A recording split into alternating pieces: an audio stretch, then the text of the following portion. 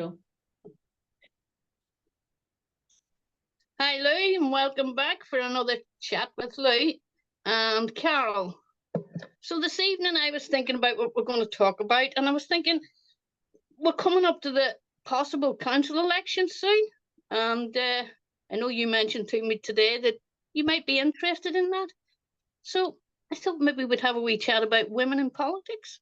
Why not? Yes, so I'll let you start on that one and I'll follow.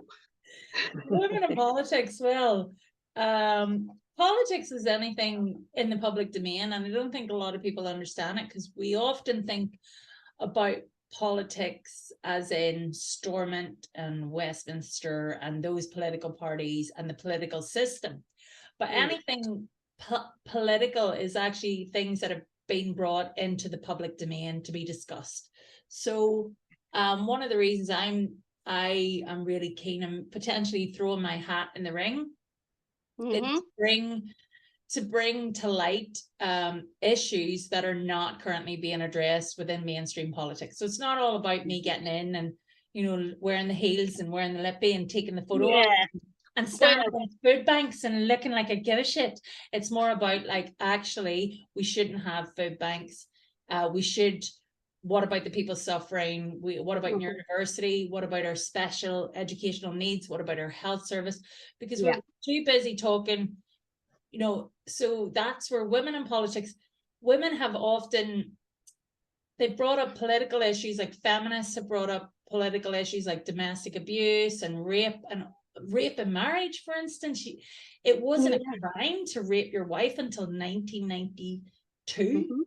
So I think women in politics, it's a very interesting one. I think a lot of women in politics start again behaving like men, and then they play the game and they look really lovely and they play and they look all like like Theresa May, your Theresa May's, your Priti Patel.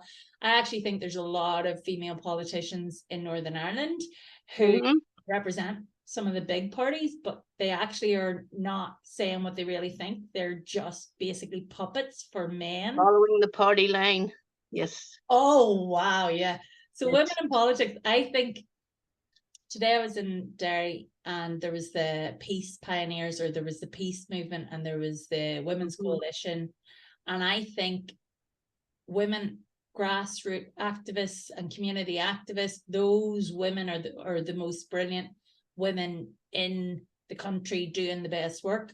And sometimes the politicians take the credit for what the community activists do. And the reason I want to throw my hat in the ring is because I'm sick of them, and I want to give them a wee nudge. Well, you know, Sinn Féin, I see you. You know, DUP, I see you. Alliance, I see you. And I'm watching, and you're not helping the children. You're not helping the young people, and you're doing fuck all about the environmental crisis. And that's I don't know. I don't want to be part of the problem. But funny this came up today, because I actually put my name forward a couple of months ago for the Green Party for the coming up council elections, although I have since had second thoughts on that one. But I did do it in the past. I did stand for Upper Ban Labour, and I got involved in quite a lot of local politics. Now, there is a lot of areas missing in local politics that need representation. And yes, the environment's one, women's another one, children, poverty, housing. There are so many that aren't being represented properly by the main parties. So I mean, there is a big call. And the problem is that most women think that power is out of their reach. So they think they have no input. But really they do. And more women need to stand up and say, look, I want to get involved.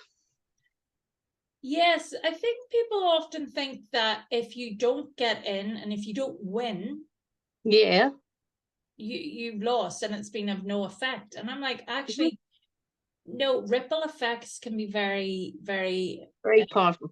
Very powerful. And also, you know, bringing things to public consciousness involves speaking out about issues. So, you know, until somebody talks about it in a public domain or in a political debate, it doesn't become a political issue. So I don't think people understand politics. They think you vote and that's it, and then they represent. No. And then these people who are away a distance from them, who are better educated, who know more, take it all and sort it. Well, they don't really. No. They take it all and bicker about it. They don't sort it. They're obsessed with each other. So yes. they are constantly, if you look at them, so as somebody who has contacted many MLAs, many MPs and spoken and met, don't get anything really done. And even when a really, really massive issue happens, they're more fixated on each other and watching each other and trying to get the power from each other. So it's up to the community and people to actually raise consciousness. Infiltrate. Infiltrate. Make them do it. Infiltrate and criticize. Yeah. When I worked for Friends of the Earth, we actually got a program on Spotlight which highlighted many environmental issues in Northern Ireland, and it was brilliant. Once the program was over, that was a wonderful opportunity to change things in Northern Ireland environmentally, and it was lost because nobody did anything. Yes. The politicians turned a blind eye. The MLAs that were contacted, yes, they were brilliant when the stuff was being put together. The people who were on the program who had broke the law were let off. It was like, it was a waste of time. So something bigger, more powerful needs to be done in Northern Ireland to make those people stand up, take notice, and the community needs to say, we want things done. Yes, they need to criticize, and they need to, but then in Northern Ireland, criticism has come, or like, it hasn't always been safe, but it hasn't always been safe to be very critical. It's still not very safe to be a woman, like, as I like to remind. Well, maybe that's where we should go next then. Safe to be a woman, because it's Women's Day on Wednesday. That's right. So, yes, women into politics is an issue, and we may need to do another program on that one and extend it. But another issue is definitely what is happening and the abuse of women in Northern Ireland. Yep. And more importantly, the murder of women in Northern Ireland. Yes, Carol. Yes. Femicide rates, we've got the highest femicide rates in Europe, us in Romania. Why? Well, why is the question. Why? Why is this happening? And why are they getting away with it? I mean, I worked for Women's Aid many years ago, and at that time we had things like a man being released from prison and going home and murdering 2 or 3 people out of his wife's family. And that happened on several occasions when I worked for them. And we seem to be going round to that kind of scenario again, where it's not safe for women. No. Nightclubs aren't safe, houses aren't safe, being out at night's not safe. So what is the solution?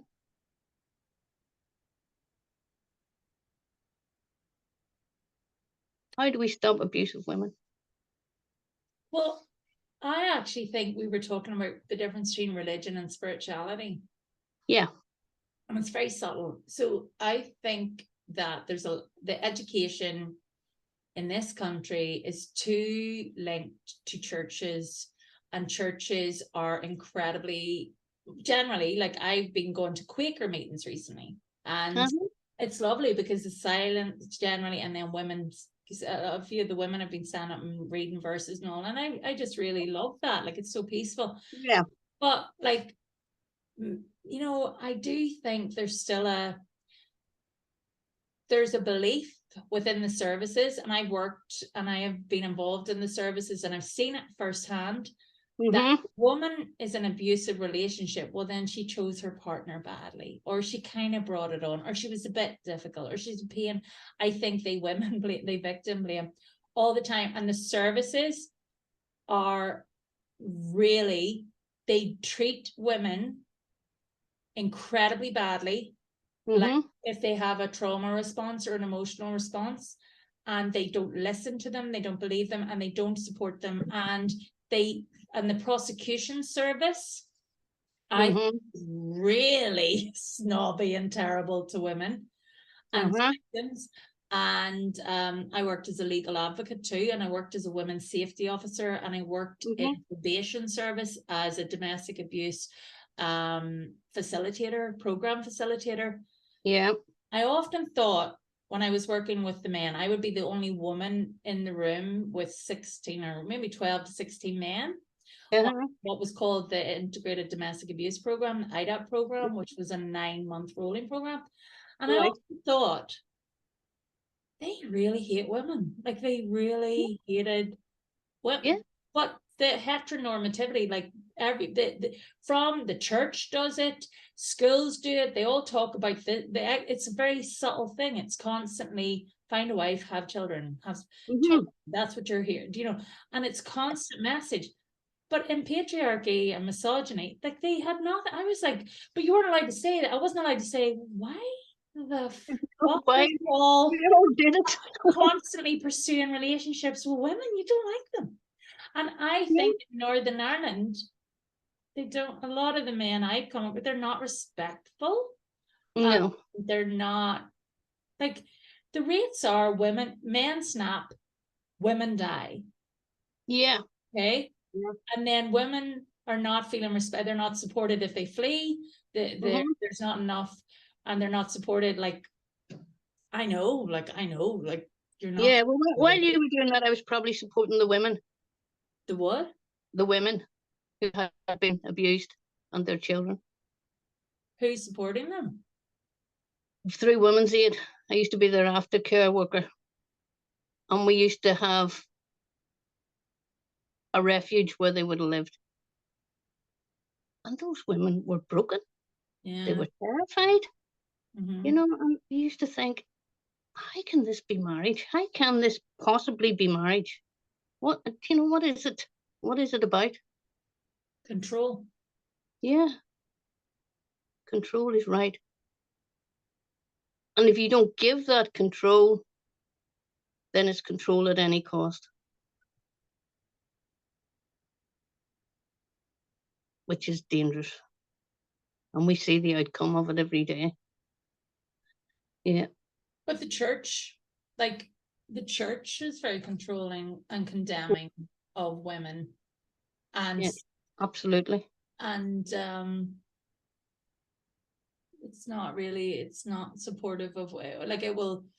Well, when I was a child, only boys were valued because they were going to go through and become something professional, and girls were going to get married and have kids. So they weren't really supported, and I saw it between myself and my brother. He was given every opportunity, whereas I had to fight for every opportunity because it wasn't expected. Yes. I mean, it's not that long since the rule of thumb was changed, where it was okay for a man to beat a woman with a stick as long as it was no thicker than their thumb. It's not that many years ago that that law was taken out. It used to be an offence to hold another man's woman in your house if she left him. So we're still basically in the aftermath of those laws that protected marriage, even if it was abusive. You see, and I said something to a lovely day today with my youngest and we home educate, and I said, I'm the first generation that chose my career as more important than a romantic relationship or partnership. Like, I'll never put a person before me and what makes me happy and fulfilled, which again is a lot of the work I do and how I feel and my activism and my clients. And but that took a lot. But my mother didn't do that. My grandmother didn't. I don't think any other woman has come. No. My lineage has ever. I've gone, no, I never need to learn that lesson ever again. Well, when I decided to leave my husband, I was the first in my family, and I mean the wider family, the first in my husband's family and the wider background, and everyone was in horror that I would walk out. because in those days it was, I mean, I say in those days, not that long ago, but it was not the done thing to leave your husband. You know, it's for life. You're supposed to fix it, even if it's broken beyond repair. Mhm. So, you know, it's not that long ago that we've been able to leave. Mhm. And I think this is important to talk about, maybe this week with it being Women's Day on Wednesday, that things are changing. Yeah. And the For the importance of financial independence. Yes, that's the hardest thing for women to leave an over marriage that has nowhere to go. They can't leave because, number one, parity of wages has never happened. Yes. Number two, the man can continue working because more than likely the woman has the children. Mm-hmm. So they're still earning their full wage and the woman is living on benefits. Yep. Right? And is usually has some kind of mental health problem after just leaving the marriage, and is under stress minding the children, but is then expected to find a job, a home, educate their children, while men just have to go to work, forget about it. Yep. So there's a lot of work still needs done. And I think our politicians need to start working on that, because marriage is falling apart. And there are many, many single parents now who are not being supported properly. Yeah. And are living with children in poverty. Mm-hmm. And under great duress. Yeah. Yeah. And they're So, not. Yeah, like it's like finance, and the legal system's incredibly slow, and divorce take a long time. And I think it's all stacked in the abuser. I say the abuser's not always men, but like not always abused. Yeah. Like it's stacked in their favor, like beyond reasonable doubt, things like that. They're very intimate crimes. They happen generally 1-to-1. Often children can witness. So it's often all an abuser has to do is say she's lying or she's crazy, and then they'll try and throw mental health history because of women. Like, you know what if we're back to the mental health again, and they just drug the woman and tell you, yeah, then you know, yeah. Oh, can I share something that happened with the one of the misogyny on the dating apps? This will come in again and again. There was this guy who I matched with, right? Called Matt. He's called Matt, and he's from Portrush, and he's a little bugger. Anyway, we matched, and he turned around to me, and he said to me, right? Yes. He said, no decent man is going to want to take on. Like, this is after, like, I'm like this here. I reported him after this because I was like, jog on, you wee prat, and don't be harassing women, right? Because it was very clear I was a feminist. I said, I'm a feminist. And then he was basically angry because I'm a feminist. Yeah. Anyway, and he had, like, he's one of those ones. He had be kind, and I'm a Christian, and I'm very kind. And I was like, no, you're not. You're just a prat. But and he said to me, I was going to die alone. And I was thinking, actually, that sounds really appealing. Did you know he's missing something there? We're all going to die alone. Exactly, Carol, right? Yeah. There ain't nobody going with you. You know what I mean? Yeah. And then he said, no decent man. Now, this is where it really, really hit home. And I had the pleasure of telling him that I earn a lot more than most of the men on that side. I said to him, he said, no decent man is going to want to take on a middle-aged woman with 2 children. Oh, really? Aren't we lucky? I mean, like that, like, yeah. What do you do? It's not like I hadn't said I have children. It's not like I didn't say 44. It's not like I wasn't clear. I wasn't high. You come into my space and you feel completely entitled. That to me is my experience of most Northern Irish men. Yeah. Yeah. That awful attitude. Yeah. Like, I'm like, I pity swiped you. because I thought I'd try shorter men, like I don't tell Yeah.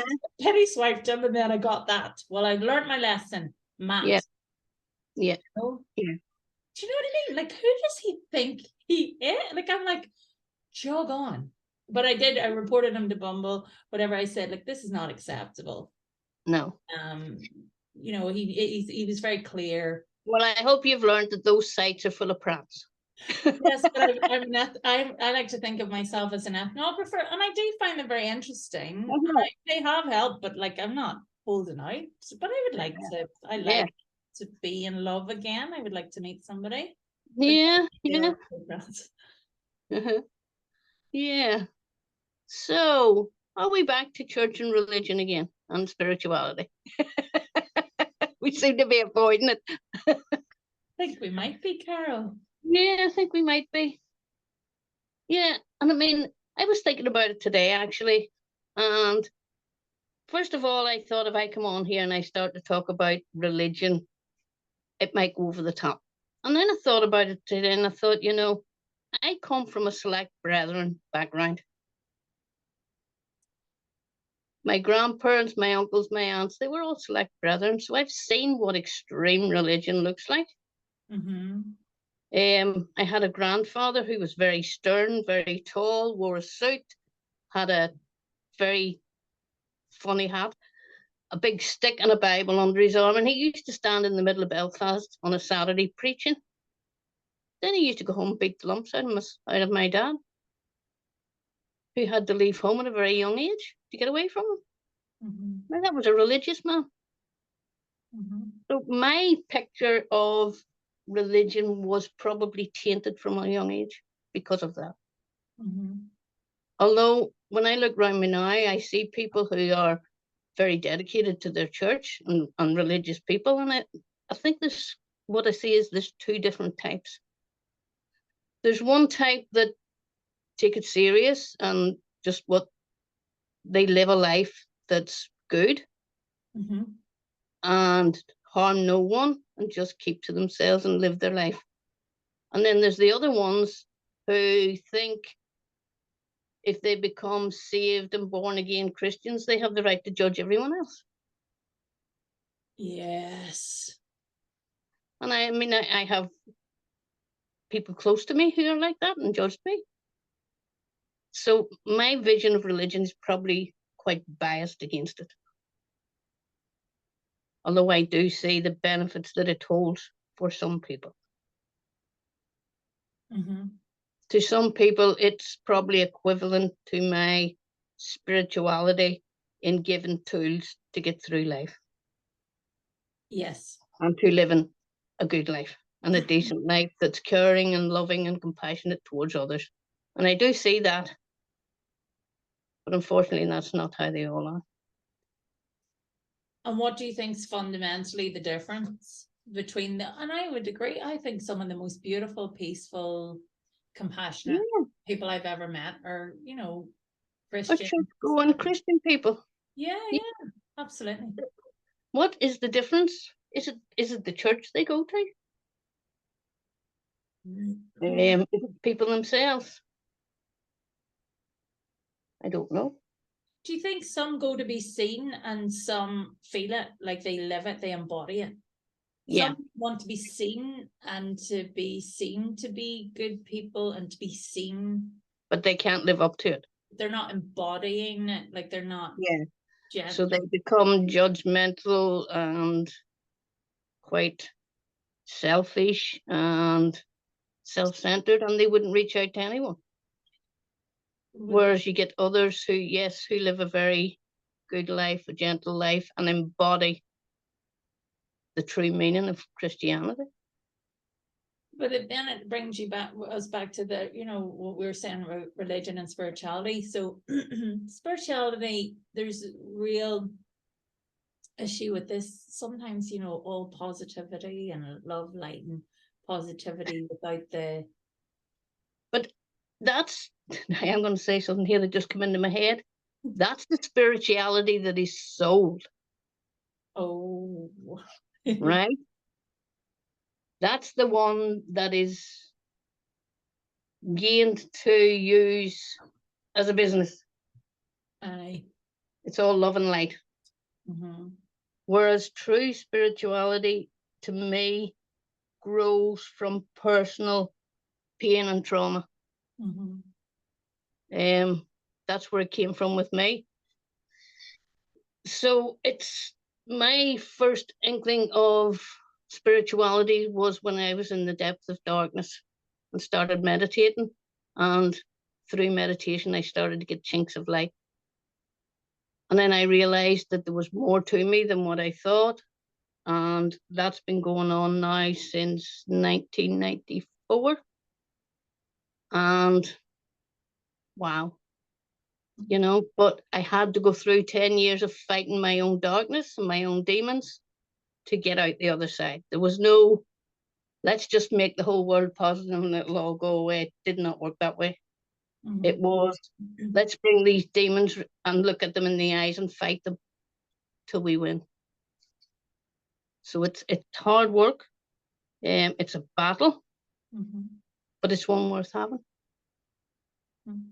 And once you get that darkness under your own control and you acknowledge it and you amalgamate it with your light, then you find peace. And then you find coping skills, and then life becomes much easier and the suffering reduces. So, yeah, all light, oh, no. That's not spirituality, that's wishful thinking. I like more of that a long time ago. Yeah, spirituality is an ongoing process. It's becoming aware of all that you are, that you're much more than your body and your mind, and you have an ethereal presence. And that within that presence, there is a soul, and that soul is connected to the energy of what I call God. So to me, that's what spirituality is.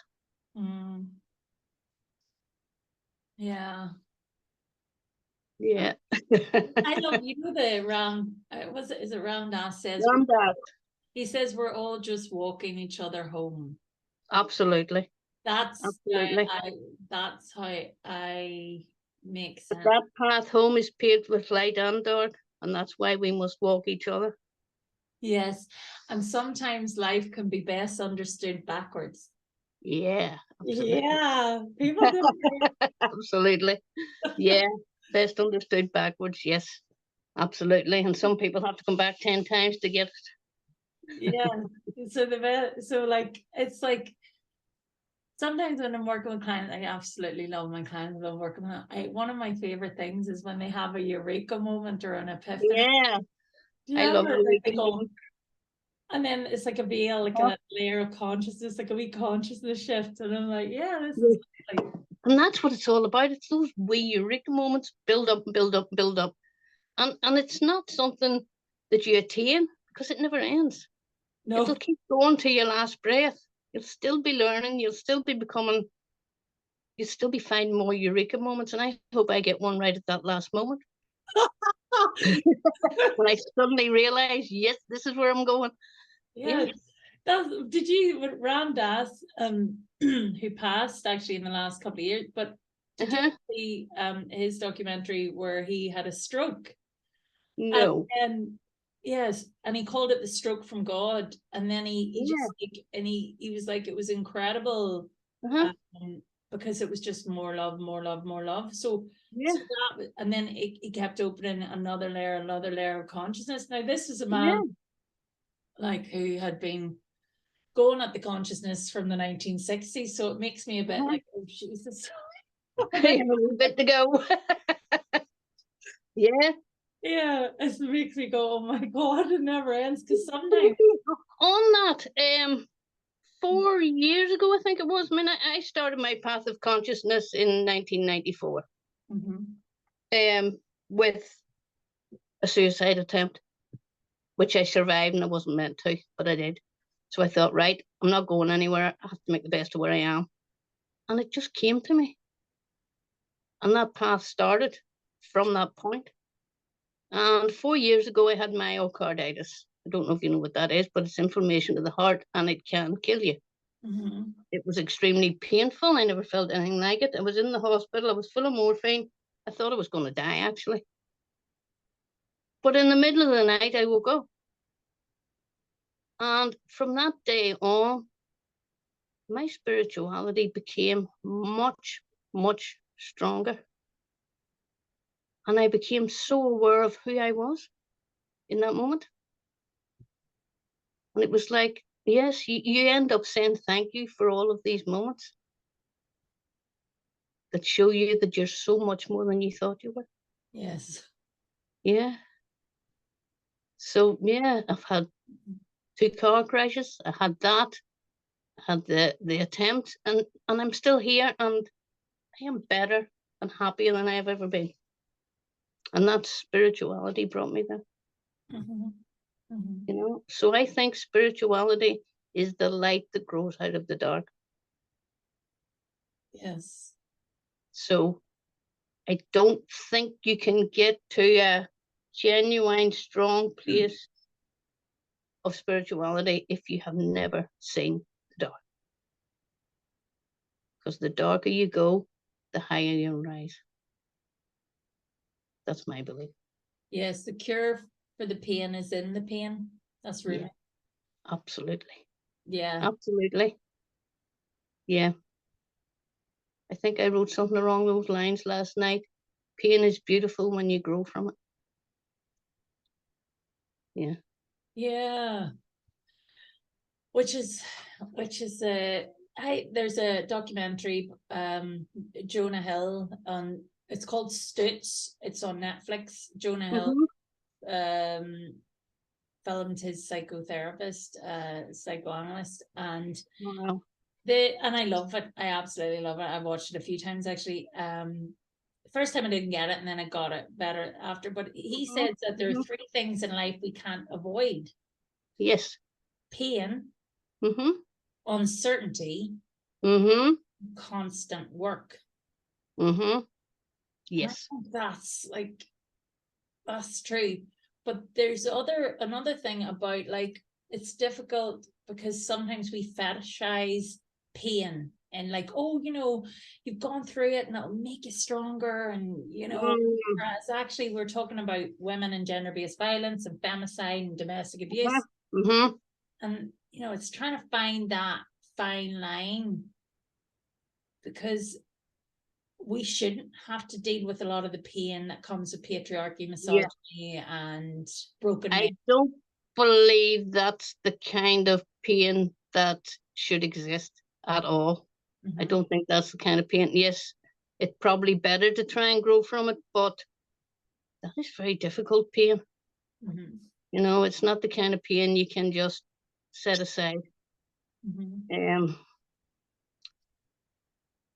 That kind of pain runs very deep and becomes PTSD. So the healing that's required for that kind of pain is many, many years. Yeah. The kind of pains I'm talking about were mostly self pain, except for the illnesses. But you can understand it, the pain of an illness. You can understand pain that's been caused by an accident. You can't understand pain that somebody else has inflicted on you on purpose. That's a totally different kind of pain and a totally different kind of emotional response, which is much deeper. Yeah, but I do think spiritual practices can help with are the way to heal it. Yeah. Yep. And then possibly, and it goes back to the start, because I'm just aware of time. Why we need more women getting into politics and laying the bit in. Stop these things. But yes, spiritual tools will help. It's a long road. It's not instant. It's not all light and love. But it will take you to a better place if you do the work. And before we finish, I want to say about Northern Ireland and the numbers of healers, the number of spiritual women doing incredible work on the ground, outside of our health service. I go to somebody who's absolutely amazing for hot stone massage. I had 6 Yeah. weeks of reflexology for PTSD at the Tara Centre in Oma. Well, It was I'm going to amazing. have to nip a wee thing in here. Yeah. The reason why these things are not so mainstream and known as they should be is once again to do with mainstream. You're muted, Carol. Sorry about that. No, that's So practice education and the church. None of these things like to acknowledge any kind of healing other than the medical model. I the medical mom. The medical model is still the one. But there is so much work being done now outside of that, that eventually it will find its place. Yeah. Because it was there before medicine ever came into being, and it will be back. It's on its way back. I want to try and encourage people to have nature, like green prescriptions, you know, and And like there was a thing on Facebook that the other day that in England at the minute they are now giving prescriptions for nature walks. yeah, like you know, Yeah, the obvious things. like and lots of water. Like my dad Yeah. was a GP. He never ever, like growing up, he never told me to take any tablets or anything. He was just like, if I got sick, he went drink lots of water and Yeah. rest. That was it. Yeah. Drink lots of water and rest. Yeah, yeah. That was it. And like, Yeah. why are we not? But I think we don't trust ourselves. We don't trust our body. I know Absolutely. I completely trusted the systems and the services until things went very wrong. And then I had a very rude awakening and I went, oh my I God. think we all did, and that's where we all sit at the minute. So I think next week what we got to look at is natural healing. Natural healing. Yeah. Yep. Intuition, natural healing, and trusting our bodies are incredible. Yeah, that's where we are. Yeah. Well, Carol, as always, it's been an absolute pleasure. Yep. Thank you, Lou. Pleasure for me too. And I'm going to Yep.